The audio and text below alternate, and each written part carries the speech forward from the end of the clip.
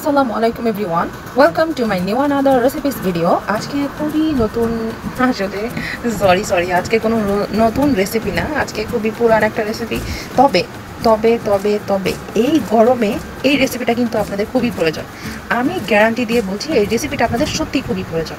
যে গরম পড়েছে ভাই, কি বলবো, এই গরমে আসলে এই ঠাড়া পড়া রোদের মধ্যে এই রেসিপিটা আপনারা তৈরি করে না খেলে আসলে বুঝবেন না কলিজা ঠান্ডা করা একটা রেসিপি। তবে অবশ্যই আপনাদের সাথে শেয়ার করবো, ভিডিওটা লাইক কমেন্ট শেয়ার করে দিবেন। চলে যাচ্ছি রেসিপির মূল পর্বে। আসলে এত ঘুরিয়ে পিছিয়ে বলার কিছুই নেই, এটা হচ্ছে ভ্যানিলা আইসক্রিম। তবে ভ্যানিলা আইসক্রিম আর চকবার আইসক্রিম আমি একই ব্যাটার দিয়ে তৈরি করছি। তো প্রথমে রেসিপিটা শুরু করছি আমি দুধ দিয়ে। এখানে আমি 1 কাপের থেকে একটু বেশি গরুর দুধ নিয়ে নিয়েছি। এরপর এই গরুর দুধের মধ্যে আমি মিশিয়ে দিয়েছি গুঁড়ো দুধ আর চিনি, যাতে করে দুধটা একটু ঘন হয়। আমি প্রথমে জাল করার আগে গুঁড়ো দুধ আর চিনি মিশিয়ে নিয়েছি। এরপর আমি চুলার জালটাকে জ্বালিয়ে কিছুক্ষণ জাল করে একেবারে ঘন করে নেব। তবে আমার এখানে যতটুকু ঘন হয়েছে আপনারা তার থেকে একটু কম ঘন করবেন। আসলে কি, আমি এটা বসিয়ে রেখে চলে এসেছিলাম, এরপর আমার আর একটু মনে ছিল না, তাই একটু বেশি ঘন হয়ে গেছে আমারটা। আর আপনারা একটু কম ঘন করে নেবেন। এরপর একটা বাটিতে আমি এখানে লিকুইড ক্রিমটা নিয়ে নিচ্ছি। আমি ক্রিমটাকে একটু পরে বিট করব। তো বিট করার আগে আমি যে মিশ্রণটা তৈরি করে নিয়েছিলাম সেই মিশ্রণটা এখন আমি ক্রিমের সাথে মিশিয়ে দিব। খুব ভালোভাবে মিশাতে হবে যাতে করে কোনো দানা দানা অংশ না থাকে। এখানে আমি ট্রপিক্যাল ব্র্যান্ডের হুইপ ক্রিমটা ব্যবহার করেছি। আপনারা যে কোনো ব্র্যান্ডের হুইপ ক্রিম ব্যবহার করতে পারবেন আইসক্রিমের ক্ষেত্রে। তবে একটা কথা হচ্ছে কি, এই হুইপ ক্রিমটাকে খুব ভালোভাবে বিট করতে হবে।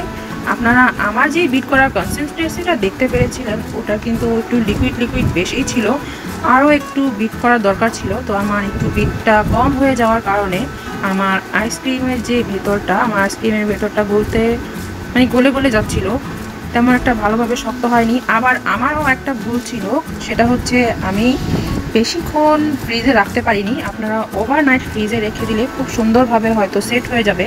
আর আমি মাত্র 6 ঘন্টা, হাতে ধরে মাত্র 6 ঘন্টা আমি ফ্রিজিং করে রেখেছিলাম।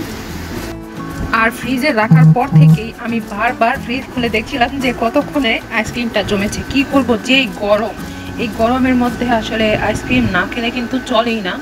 তো এই জন্য আপনারা কেউ আমার মতো অস্থির হয়ে যাবেন না, ফ্রিজে খুব ভালোভাবে এটাকে ফ্রিজিং করে তারপরে আপনারা নামাবেন।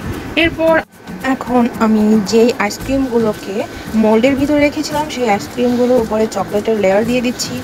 আর এখানে আমি দেখেন চকলেট আমার কাছে কম ছিল, তাই কি করব, চামচ দিয়ে তারপরে উপর দিয়ে কোট করে দিচ্ছিলাম। যেহেতু চকলেট কম ছিল এই জন্য এই প্রসেসটা। চকলেট যদি পুরো গ্লাস ভর্তি থাকতো তাহলে হয়তো এই কষ্টটা করা লাগতো না। আর ওই যে বললাম না, আপনারা অবশ্যই ফ্রিজে আগে ভালোভাবে এটাকে জমিয়ে তারপর কোট করতে যাবেন। আমার মতো যদি অস্থির হয়ে এভাবে কোট করেন, না জমার আগে আমি নামিয়ে খাওয়ার জন্য অস্থির হয়ে গিয়েছিলাম, তো তারা ভালোভাবে আর খেতে পারবেন। ওই যে দেখেন আমার চকলেটগুলো ভেঙে খুলে পড়ছিল আর কি করবো অবস্থা।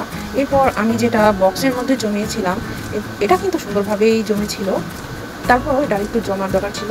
দেখতে পাচ্ছেন চকলেটের ভিতরটা কত ভেলভেটি, খুবই স্বাদ হয়েছিল। যারা আমার রেসিপিটি ভালো লাগলে অবশ্যই লাইক কমেন্ট শেয়ার করবেন, আর অবশ্যই রেসিপিটা ট্রাই করে দেখবেন। শুধুমাত্র একটা ভুল সংশোধন হয়ে গেলেই রেসিপিটা পারফেক্টভাবে হয়ে যাবে।